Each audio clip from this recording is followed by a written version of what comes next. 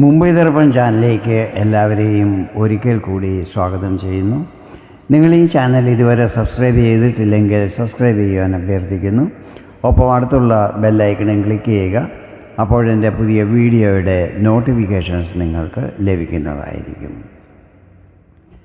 നവഗ്രഹങ്ങളിൽ ഏറ്റവും പ്രധാനപ്പെട്ട ഒരു ഗ്രഹമായ ശനി വർഷം 2025 മാർച്ച് 29 രാത്രി ഏകദേശം 11 മണിക്ക് തൻ്റെ സ്വരാശിയായ കുംഭം രാശിയിൽ നിന്നും മീനത്തിലേക്ക് രാശി മാറുന്നതായിരിക്കും.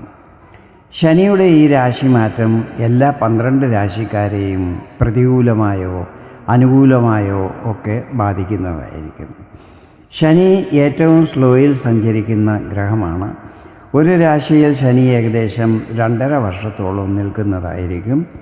അതുകൊണ്ട് തന്നെ ശനിയുടെ പ്രഭാവ സമയവും വളരെ നീണ്ടതായിരിക്കും. ശനി കർമ്മപ്രിയനാണ്. ശനി കർമ്മഫലപ്രദായിയുമാണ്.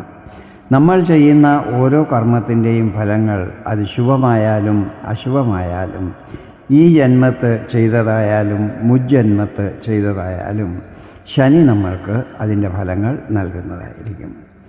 ശനി എന്ന് കേൾക്കുമ്പോഴോ അതല്ലെങ്കിൽ 7 ശനി, കണ്ടകശനി, അഷ്ടമശനി എന്നൊക്കെ കേൾക്കുമ്പോഴോ മിക്കവാറും ആൾക്കാരുടെ മനസ്സിലൊരു ചെറിയ ഭയം ഉണ്ടാകാനിടയുണ്ട്. പക്ഷേ അതിൻ്റെ ആവശ്യമില്ല. ഇതെല്ലാം തന്നെ ശനിയുടെ പൊതുവായ കാര്യങ്ങളാണ്. അതായത് ശനി സഞ്ചരിച്ചു കൊണ്ടിരിക്കുന്ന സമയത്ത് ഇതെല്ലാം തന്നെ നാച്ചുറലായി സംഭവിച്ചു കൊണ്ടിരിക്കുന്നതാണ്. ഈ സമയത്തെല്ലാം തന്നെ ശനിയുടെ ചാരവശാലുള്ള പ്രഭാവങ്ങളിൽ നിങ്ങളുടെ ജാതകത്തിലെ ശനിയുടെ സ്ഥിതികൾ മാറ്റങ്ങൾ വരുത്തുവാനും സാധ്യതയുണ്ട്. അതോടൊപ്പം തന്നെ ഈ ചാരവശാലുള്ള മറ്റ് ഗ്രഹങ്ങളും ശനിയുടെ പ്രഭാവത്തെ നിയന്ത്രിക്കുന്നതുമായിരിക്കും ചില സമയങ്ങളിൽ. ജാതകത്തിൽ ശനി ബലവാനായിട്ടാണ് നിൽക്കുന്നതെങ്കിൽ 7 ശനി സമയത്ത് ആ വ്യക്തിക്ക് പല വിധത്തിലുമുള്ള നേട്ടങ്ങൾ ഉണ്ടാകുന്നതായിരിക്കും. അതിനാൽ എല്ലാവരോടും എനിക്ക് പറയാനുള്ളത്, ശനിയുടെ ഈ രാശിമാറ്റത്തെ നിങ്ങൾ സാധാരണഗതിയിൽ കാണുന്നതായിരിക്കും ഉത്തമം. ശനിയുടെ ഈ രാശിമാറ്റം മേടം രാശിക്കാരിൽ എന്തെല്ലാം പ്രഭാവങ്ങൾ ചെലുത്തും എന്നതിനെക്കുറിച്ചാണ് ഈ വീഡിയോയിൽ ഞാൻ വിവരിക്കുന്നത്. ശനി നിങ്ങളുടെ കർമ്മസ്ഥാനമായ 10ാം ഭാവത്തിൻ്റെയും ലാഭസ്ഥാനമായ 11ാം ഭാവത്തിൻ്റെയും അധിപനാണ്. രാശി മാറുന്നത് 12ാം ഭാവത്തിലേക്കാണ്. അതിൻ്റെ അർത്ഥം മാർച്ച് 29 മുതൽ നിങ്ങൾ 7 ശനിയുടെ പ്രഭാവത്തിലാകുന്നു എന്നുള്ളതാണ്.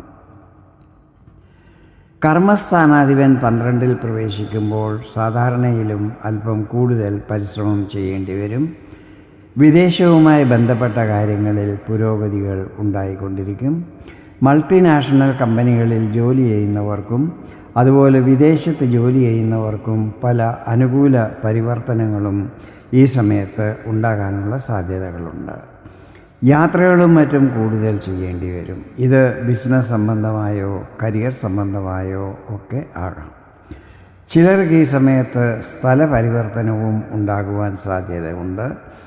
ചിലവുകളിൽ എപ്പോഴും നല്ല കൺട്രോൾ ഉണ്ടായിരിക്കണം. ഈ സമയത്ത് ധനാഗമനം നന്നായി ഉണ്ടായിക്കൊണ്ടിരിക്കും. പക്ഷേ അതിനെ ശരിയായി പ്രയോജനപ്പെടുത്തിയില്ലെങ്കിൽ, നിയന്ത്രിച്ചില്ലെങ്കിൽ പല നഷ്ടങ്ങൾ ഉണ്ടാകുവാനും ഇടയാകുന്നതായിരിക്കും. പിതാവുമായി ബന്ധത്തിൽ വിള്ളലുകൾ ഉണ്ടാകാതിരിക്കുവാൻ ശ്രദ്ധിക്കണം. ഇനി ശനിയുടെ ദൃഷ്ടിഫലങ്ങളെക്കുറിച്ചാണ് പറയുന്നത്.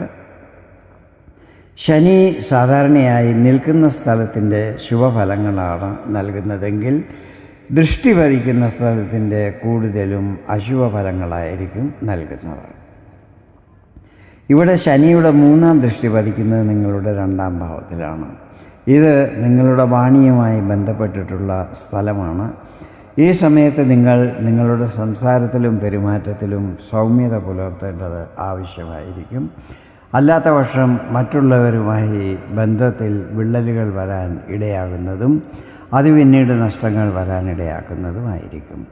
കുടുംബാംഗങ്ങളുമായി തെറ്റിദ്ധാരണകളുണ്ടാവുക, സുഹൃത്തുക്കളുമായി തർക്കങ്ങളുണ്ടാവുക, കരിയറിലും ബിസിനസ്സിലും പ്രതികൂല സാഹചര്യങ്ങൾ നിർമ്മിതമാവുക, എന്നിങ്ങനെയൊക്കെയുള്ള പ്രശ്നങ്ങൾ ഇടയ്ക്കിടയ്ക്കുണ്ടാകുവാൻ സാധ്യതകളുണ്ട്. അതിനാൽ ഈ വക കാര്യങ്ങളിൽ ശ്രദ്ധിച്ചാൽ നെഗറ്റീവ് ഫലങ്ങളെ പോസിറ്റീവാക്കി മാറ്റുവാൻ നിങ്ങളെ കൊണ്ട് തന്നെ സാധിക്കുന്നതായിരിക്കും. ശനിയുടെ 7ാം ദൃഷ്ടി പതിക്കുന്നത് നിങ്ങളുടെ 6ാം ഭാവത്തിലാണ്. ഈ സമയത്ത് ആർക്കെങ്കിലും പൈസയും മറ്റും കണ്ണടച്ച് കൊടുക്കാൻ പാടില്ല. എപ്പോഴും തിരിച്ചു തരും എന്ന് ഉറപ്പുള്ളവർക്ക് മാത്രം വേണം പൈസ കടം കൊടുക്കാൻ. അതുപോലെ അനാവശ്യമായി ആരോടും കടമെടുക്കാനും പാടില്ല. ആരോഗ്യകാര്യങ്ങളിൽ ഈ സമയത്ത് നല്ല ശ്രദ്ധയുണ്ടായിരിക്കണം. നിങ്ങളുടെ വിരോധികൾ ഈ സമയത്ത് ആക്റ്റീവാകുമെങ്കിലും അവർ നിങ്ങൾക്ക് കൂടുതൽ ഹാനികൾ വരുത്തുന്നതല്ലായിരിക്കും. കോർട്ട് കേസുകളും മറ്റും ഉണ്ടെങ്കിൽ അത് സമയത്ത് അറ്റൻഡ് ചെയ്യുകയും മറ്റും വേണം. ശനിയുടെ 10ാം ദൃഷ്ടി പതിക്കുന്നത് നിങ്ങളുടെ ഭാഗ്യസ്ഥാനത്താണ്. ഇത് ഭാഗ്യസ്ഥിതികളിൽ ഇടയ്ക്കിടയ്ക്ക് ഏറ്റക്കുറച്ചിലുകൾ വരാൻ ഇടയാക്കുമെങ്കിലും മറ്റുള്ള ഗ്രഹങ്ങളുടെ പ്രഭാവങ്ങൾ കാരണം ആശ്വാസവും ലഭിക്കുന്നതായിരിക്കും. ഉദാഹരണത്തിന്, ഗുരു മിഥുനത്തിൽ പ്രവേശിക്കുമ്പോൾ ഗുരുവിൻ്റെ ദൃഷ്ടി ഒരു വർഷം മുഴുവനും ഇവിടെ പതിക്കുന്നതും ശനിയുടെ ദൃഷ്ടി കുറച്ചൊക്കെ ന്യൂട്രൽ ആകുന്നതുമായിരിക്കും. ഈ സമയത്ത് വിദേശയാത്രകളും മറ്റും ചെയ്യാനും യോഗമുണ്ടാകുന്നതാണ്. മേടം രാശിക്കാർ കൂടുതലും ക്ഷേത്ര ദർശനങ്ങളും മറ്റും ചെയ്യുന്നത് ഈ സമയത്ത് ശുഭകരമായിരിക്കും. ഇതാണ് ശനിയുടെ രാശിമാറ്റം മേടം രാശിക്കാരിൽ ചെലുത്തുന്ന പ്രഭാവങ്ങൾ. വീഡിയോ നിങ്ങൾക്ക് ഇഷ്ടപ്പെട്ടെങ്കിൽ ഇതുപോലെ ജ്യോതിഷ സംബന്ധമായ കൂടുതൽ വിവരങ്ങൾ അറിയുവാൻ വേണ്ടി എൻ്റെ ഈ ചാനൽ സബ്സ്ക്രൈബ് ചെയ്യുവാൻ അഭ്യർത്ഥിക്കുന്നു. വീണ്ടും വേറൊരു വീഡിയോയിൽ കാണാം. അതുവരെ എല്ലാവർക്കും നന്ദി, നമസ്കാരം.